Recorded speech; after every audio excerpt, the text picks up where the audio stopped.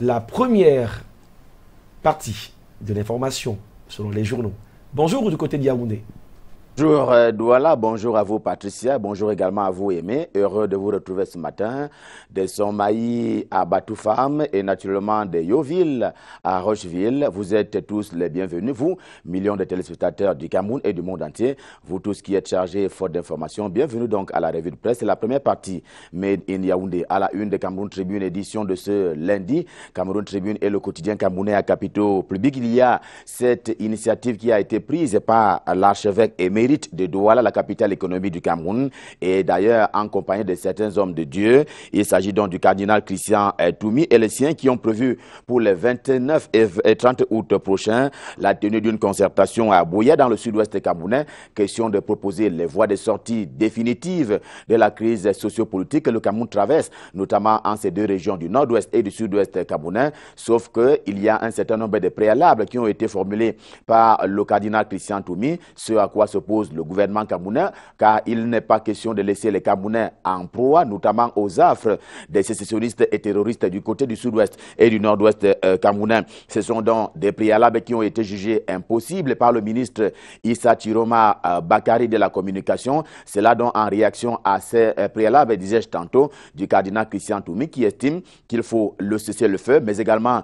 qu'il faut que du côté du nord-ouest et du sud-ouest camerounais, que les prisonniers soient libérés, tantôt ceux qui sont en prison de ce côté-là, tantôt ceux qui sont du côté de Yaoundé. Et justement, Cameroun Tribune s'y oppose avec cet éditorial qui a été commis par Marie-Claire Nana, qui parle d'un choix lexical qui n'est pas en ordre de bataille avec l'ordre républicain. Et si le gouvernement salue prudemment l'initiative du cardinal Christian Toumi ce matin, c'est parce que la méfiance est démise à l'essentiel. Le journal qui s'interroge sur la neutralité du prélat dont pourrait donc faire montre le cardinal Christian Toumi à l'occasion de ce dialogue. Le cardinal Christian Toumi qui est si souvent antipathique au pouvoir de Yaoundé. La polémique enfle autour, non pas de l'initiative, mais autour donc de la personnalité du cardinal Christian Toumi. Le quotidien Mutation en kiosque également ce lundi se souvient qu'entre gouvernement et Christian Toumi, il n'y a eu jusqu'ici d'accord que des désaccords,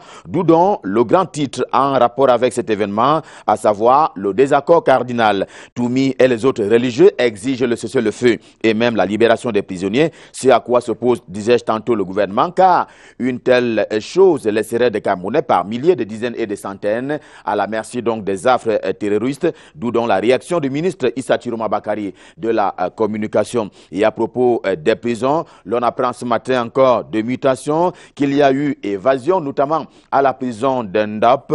On parle donc de 163 personnes en cavale après avoir quitté leur bon lit du côté de la prison d'Endop où ils étaient jusque-là. Le quotidien L'Épervier, également en kiosque ce lundi, reparle des hommes de Dieu. D'abord, pour rendre une espèce d'hommage à l'abbé Toby qui vient donc de quitter la paroisse catholique de Mvomeka, mais sans son gré, mais celui donc de son prédateur, souligne justement L'Épervier. Ensuite, pour parler encore des hommes de Dieu, il y a la grande une du journal ce matin qui redit un mot sur le cas du cardinal Christian Toumi. Je parle de L'Épervier qui parle justement de complot contre l'unité nationale. Si l'homme avance dans son initiative donc de conférence dite anglophone, avec les conditions que l'on sait, le cessez-le-feu et d'ailleurs la libération des prisonniers. Dans ce cas, il serait, selon le journal, un homme en noir habillé en blanc sans détour de Nestor Ndiatou, qui parle également de cette situation de dialogue et il a donc ses préférences, lui le journal, sur ce dossier, un dossier qui va avec des pièges dans la mesure où elle se tiendrait peu avant la campagne, le début de la campagne en vue de l'élection présidentielle. Et le journal semble nous rappeler les années 92 où un certain nombre de faits avaient été remis sur la table, non plus pour des cas particuliers, mais simplement des revendications allant dans le sens de ne pas permettre au candidat Paul Biya de se porter candidat à l'élection et donc de pouvoir donc battre campagne comme l'exigent les textes en vigueur au Cameroun. À moins de penser avec le quotidien Émergence en kiosque également ce lundi qu'il s'agit s'agit simplement des manœuvres onusiennes vues de loin et au loin pour intervenir absolument au Cameroun. Ceci n'est d'ailleurs pas un secret puisque Prince Zaïd, qui est donc le haut-commissaire des Nations Unies aux droits de l'homme, a dit à une radio internationale qu'il garderait une pression permanente sur le gouvernement camerounais afin que celui-ci cède par rapport à une intervention onusienne, que dis-je, américaine par la suite. Et on va faire une parenthèse ce matin avec le journal Le Quotidien Émergence, deux parenthèses d'ailleurs. L'une porte sur le football avec un tour qui a été fait du côté de la tanière. L'on sait qu'en l'état actuel des choses, eh bien, le Cameroun est à la recherche d'un coach pour l'équipe nationale de football, les Lions indomptables du Cameroun. Et le journal nous fait savoir que Goran Eriksson a séjourné au Cameroun. Il s'agit donc d'un Suédois. Il n'est pas venu en promenade, disais-je tantôt, à l'heure où le Cameroun est à la recherche naturellement d'un coach pour son équipe nationale. Et puis, à propos de la littérature, il y a encore que le quotidien Émergence en kiosque ce matin nous fait dire à propos des affaires en Afrique et de l'économie en général qu'il y a donc Doing Business in Africa. C'est donc un ouvrage qui sera rendu public demain ici même à Yaoundé et l'on rappelle à bon cœur qu'il s'agit d'une œuvre qui a été commise par le professeur Justine Ndifo, cela à l'occasion des journées économiques de l'OAPA qui se célèbrent donc demain. Également en kiosque ce lundi, il y a l'hebdomadaire La Nouvelle qui rentre dans les carnets secrets des adversaires potentiels ou alors les candidats déclarés qui souhaitent donc avoir une candidature à l'occasion de la compétition politique du 7 octobre prochain. La Nouvelle rentre donc dans les carnets secrets des adversaires de Paul Biya. Joshua Oshi, pour prendre cet exemple-là, est plus francophone qu'anglophone. Maître Akeremouna est nourri par les caprices d'un enfant gâté, signale le journal. Abiba Issa est programmé simplement pour échouer. La Nouvelle repasse un peu au scanner une dizaine de potentiels candidats à cette élection présidentielle. Alors qu'au contraire, le soir, ce matin, présente donc cet homme, Paul Biya, comme le candidat qui a un destin singulier depuis 1982 maintenant. Question de montrer d'ailleurs son parcours on ne peut plus exceptionnel, nonobstant les critiques des autres, tantôt de l'intérieur, tantôt de l'extérieur de sa formation politique ou même de l'ensemble national, c'est-à-dire le Cameroun. Cette fois, il va donc aller en guerre contre ceux qui pensent qu'il faut batailler sur le plan légal et légitime, mais également ceux qui sont tapis dans l'ombre et qui veulent, hélas, le faire partir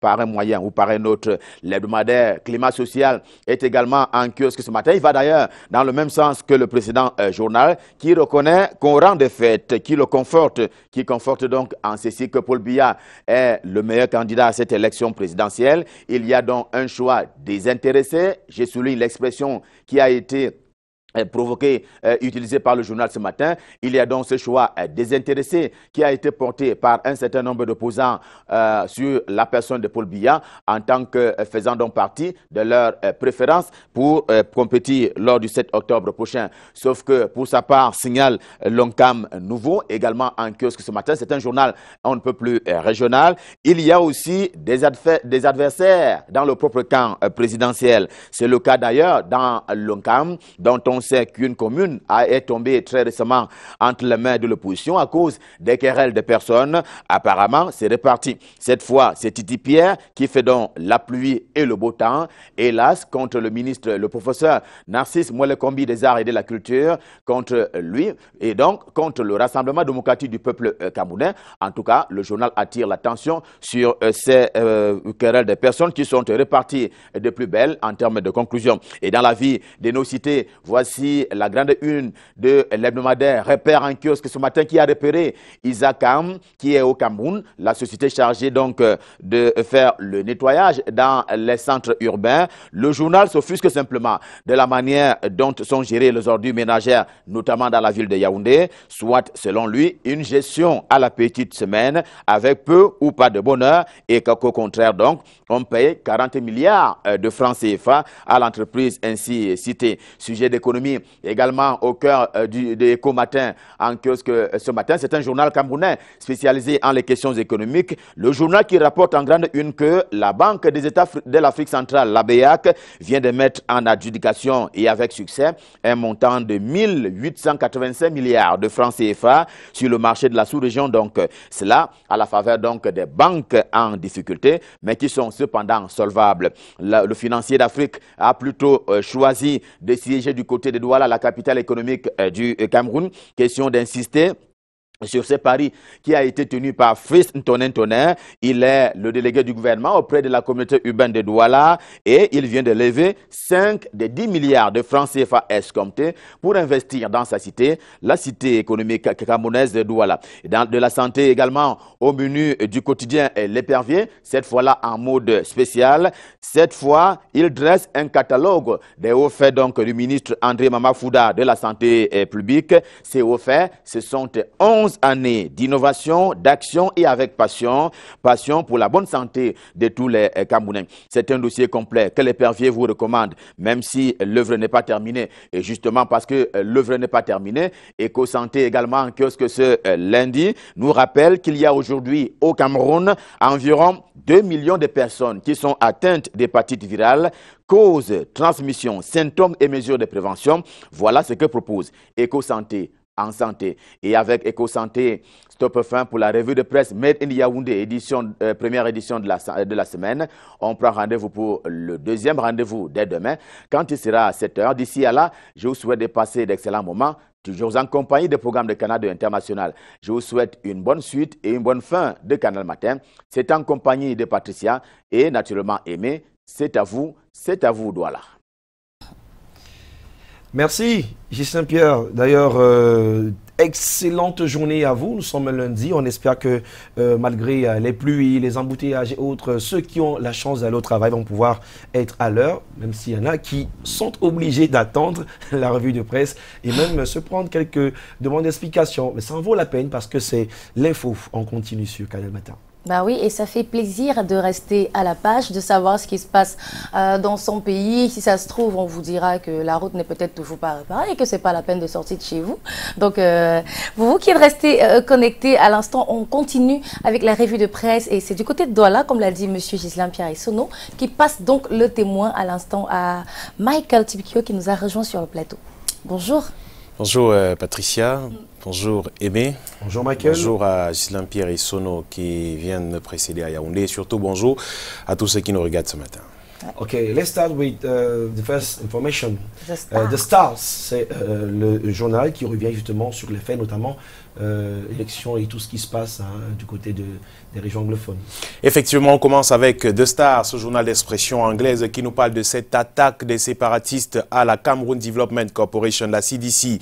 C'était donc dans le sud-ouest du Cameroun, les Ambazoniens justement qui ont attaqué ce champ de bananes où des travailleurs étaient réunis au courant de la journée. Certains d'entre eux ont été bastonnés avant d'être chassés. Ils leur ont demandé de respecter les mots d'ordre de grève, les ghost towns imposés entre les lundis et les mercredis dans la région du sud-ouest Cameroun. Le journal revient à long et à large sur cette attaque des Ambazoniens à la CDC à Boya. Et puis The Post également en kiosque aujourd'hui parle de la All Cameroun, de la All Anglophone Conference, justement qui est cette conférence initiée par le cardinal Christian Toumi, l'archevêque émérite de Douala et bien d'autres personnalités religieuses du Cameroun, notamment l'imam de Boya de Bamenda et le rapporteur de l'EPC, de l'église presbytérienne camerounaise. Et justement cette sortie du maire de Boya, le maire Ekema, qui dit justement que cette conférence ne se tiendra pas à Boya, même si le président de la République vient à l'autoriser.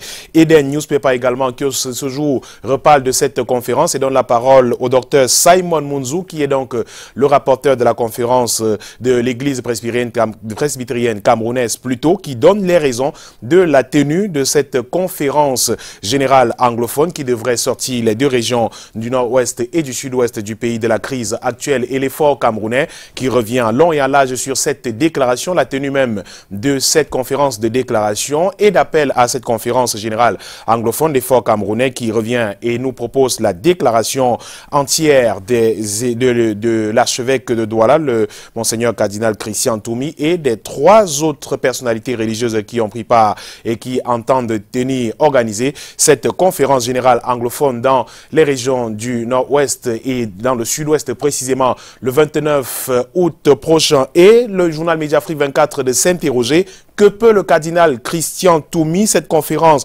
aura-t-elle lieu? L'homme de Dieu bénéficiera-t-il du soutien du gouvernement qui a déjà opposé une fin de non-recevoir aux vœux émis quant à la libération des détenus anglophones? Je rappelle que c'est l'un des appels justement de la conférence épiscopale nationale du Cameroun et même du cardinal Christian Toumi et des autres personnalités religieuses pour en venir à la tenue de cette All Anglophone Conference qui devrait avoir lieu du 29 au 30 août prochain à Boya. Et la même information avec le journal Intégration qui estime que le cardinal Christian Toumi éternue et le gouvernement s'enrhume, lui qui appelle à un dialogue franc, inclusif et complet pour résoudre le problème anglophone. L'establishment au Cameroun crie au loup avec une sortie d'ailleurs du ministre de la Communication, porte-parole du gouvernement au sujet du débat sur la forme de l'État, alors que le cardinal Christian Toumi et les autres personnalités religieuses proposent un débat sur la forme de l'État au Cameroun. Le gouvernement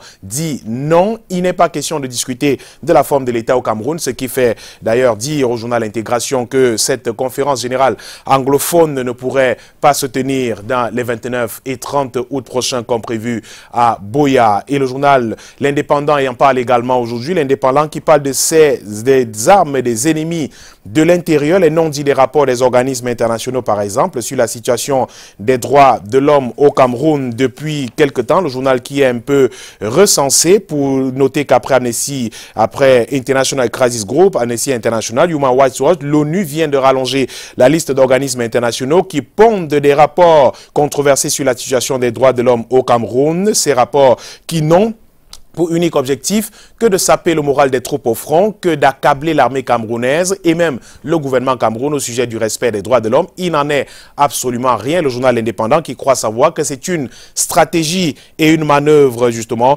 pour détourner l'attention des Camerounais. Le journal a donné une fin, le gouvernement plutôt a donné une fin de non-recevoir quant à la discussion sur la forme de l'État au Cameroun et il n'est pas question pour ces organismes internationaux de venir donner des leçons. Ce sont des ennemis de l'intérieur et de l'extérieur du Cameroun tel que présenté par le journal Indépendant ce jour qui reparle aussi de la zone anglophone avec la tenue de cette conférence générale anglophone. Les dessous de l'appel des religieux, le journal croit connaître les véritables raisons de l'appel de Christian Toumi, de l'imam de Boya, de Bamenda et du rapporteur de l'église de presbytérienne camerounaise. C'est Ali en page 3 du journal Indépendant en kiosque ce jour. La Nouvelle Expression à sa grande une ce jour nous parle de l'attaque de la prison de Ndop dans le nord-ouest Cameroun, des sécessionnistes qui libèrent des prisonniers. Ils sont 163 détenus qui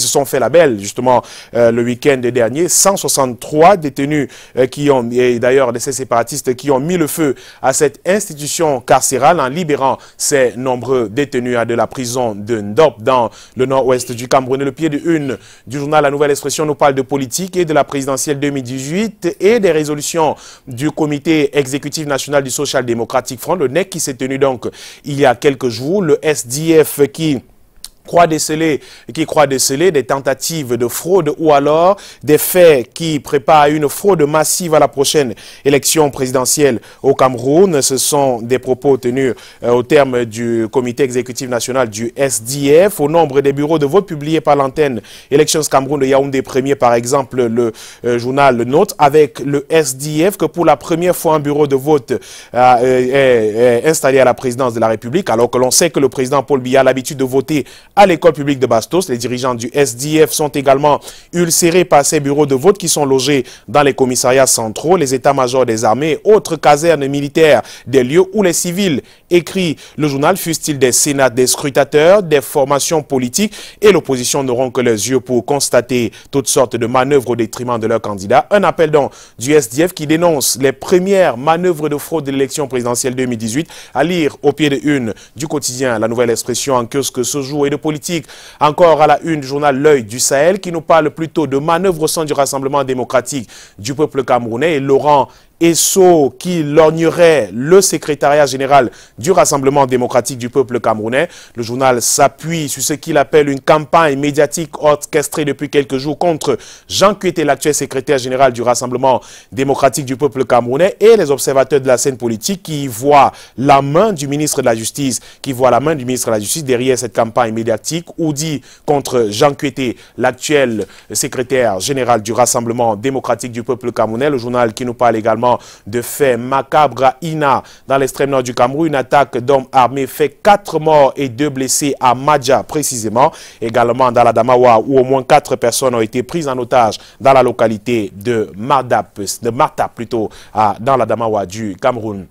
L'actualité de l'opération Épervier avec André Noël Essiane à nouveau au tribunal criminel spécial. On sait qu'il a passé une nuit de jeudi à vendredi dernier dans une cellule du tribunal criminel spécial à Yaoundé. Il a donc été libéré vendredi matin, et Info Matin croit savoir qui sera une fois de plus devant le juge, dans les prochains jours pour répondre des faits qui lui sont reprochés. Au pied d'une journal, on parle de la promotion des semences améliorées au Cameroun avec Madeleine Chouente qui prescrit la création d'une structure de marketing à l'Institut de la recherche agricole et du développement du Cameroun. C'était à l'occasion de l'installation de nouveaux responsables de l'IRAD nommés par le président de la République il y a quelques jours seulement. Et la campagne électorale qui va s'ouvrir dans quelques jours maintenant, avant qu'elle ne s'ouvre, un journaliste a pris la plume pour écrire au sujet du président de la République qui s'appelle Faustin Bala, qui vient de commettre un ouvrage et qui présente comme une sorte de bilan du renouveau.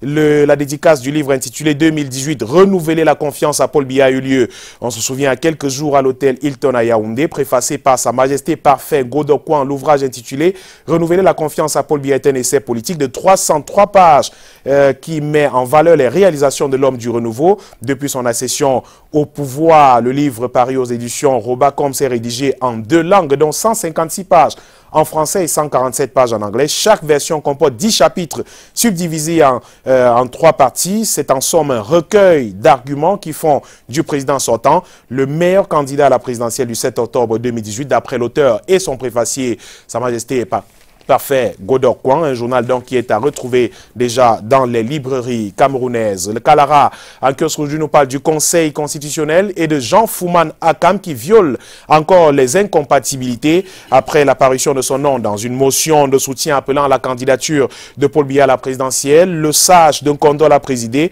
une session du conseil d'administration de l'université de Yaoundé 1 au mépris de la loi. La réaction du chef de l'État qui est donc attendue. Paul Biya pourra-t-il mettre fin à ces manœuvres et à ces façons de faire, siffler la fin de la récréation? S'interroge le journal Kalara qui est en kiosque ce jour et qui revient sur ces nombreuses violations des membres du Conseil constitutionnel et bien d'autres qui vont à l'encontre de la loi camerounaise. Et puis le journal La Météo Bi-Hebdo qui tire une alerte à la Gabégie, qui sonne l'alerte à la Gabégie, plutôt à la Camwater, à la Cameroun Water Utilities, avec Obi Eta, le président du conseil d'administration, qui préparerait, selon le journal, les obsèques de la Camwater.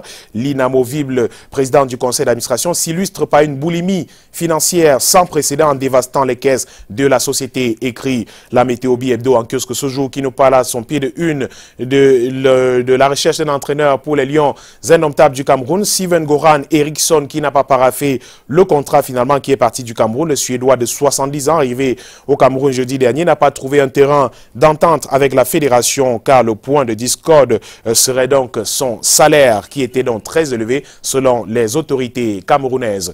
Le journal Le Détective est également en kiosque ce lundi et qui revient sur les inondations, accidents de la circulation, crise anglophone, les populations entre désarroi, calvaire et inquiétude depuis quelque temps au Cameroun. Les appréhensions légitimes sur la tenue apaisée de la présidentielle du 7 octobre prochain n'ont pas encore été dissipées qu'interviennent les inondations et accidents mortels dans certaines villes retenues pour la CAN 2019, avec des risques de perturbation des travaux en cours. Et le journal de conclut qu'au propre comme au figuré, la météo n'est pas bonne au Cameroun. Les images dont étaient insoutenables la semaine dernière dans certaines villes du Cameroun. Une forte pluviométrie a été enregistrée avec des dégâts matériels et humains lourds à noter. En effet, la circulation a été fortement perturbée à Douala. Des morts enregistrés à la suite des éboulements de terrain et des inondations à Limbé dans la région du sud-ouest Cameroun, ce qui crée justement de l'inquiétude et la peur dans les cœurs des Camerounais. Et donc, un homme pour assurer de ce que l'élection présidentielle se passera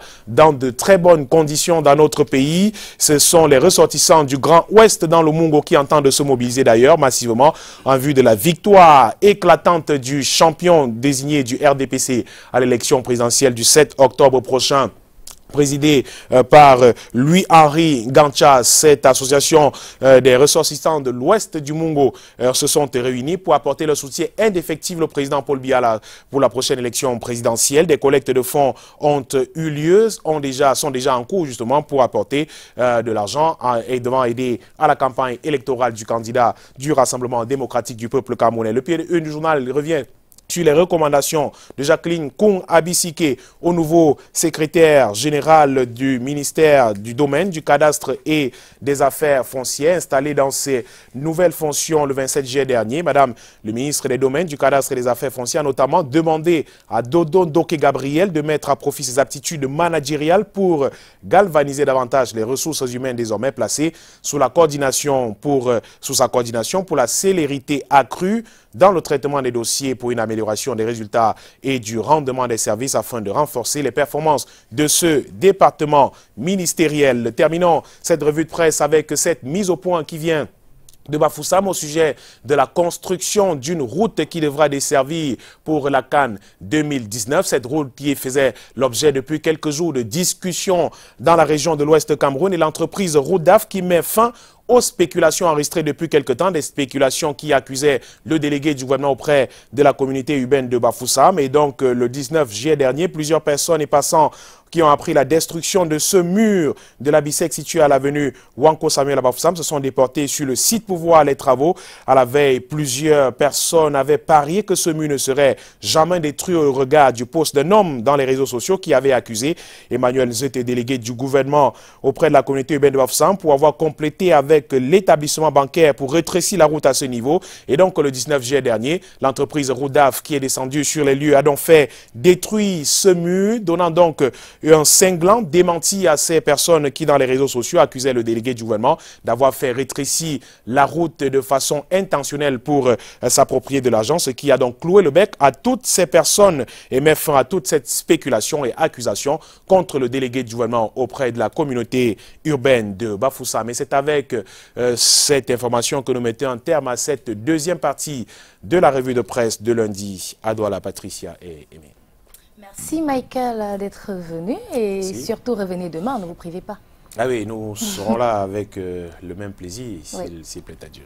Il faut dire que le menu était bien costaud et on profite pour saluer tous nos confrères de la presse écrite parce qu'il faut dire que le boulot c'est beaucoup plus dans la veille pour qu'on ait les informations toutes fraîches. Très tôt le matin. Et ça évolue parce que sur la toile désormais il y en a aussi qui actualisent l'information, mais messieurs ça ne coûte pas grand chose, souvent c'est le prix, ça coûte moins cher qu'une bière, donc achetez un journal, c'est bien de regarder la revue de presse sur Canal Matin, tout le monde le fait, même du côté de la présidence, personne ne peut sortir sans regarder la revue de presse, c'est pourquoi j'en veux un peu à ceux qui pensent que l'information c'est ailleurs, mais vous avez compris, ça se passe ici. Alors, nous sommes en train de dire au revoir à Michael, des Juliettes, comme des Roméo, on en connaît, mais des Juliettes, est-ce que vous en connaissez? Juliette, je crois qu'elle doit s'appeler Juliette Ngameni. Ngameni, si le nom est exact. Elle doit nous regarder de Baganté ou de Douala, je ne me souviens plus très bien.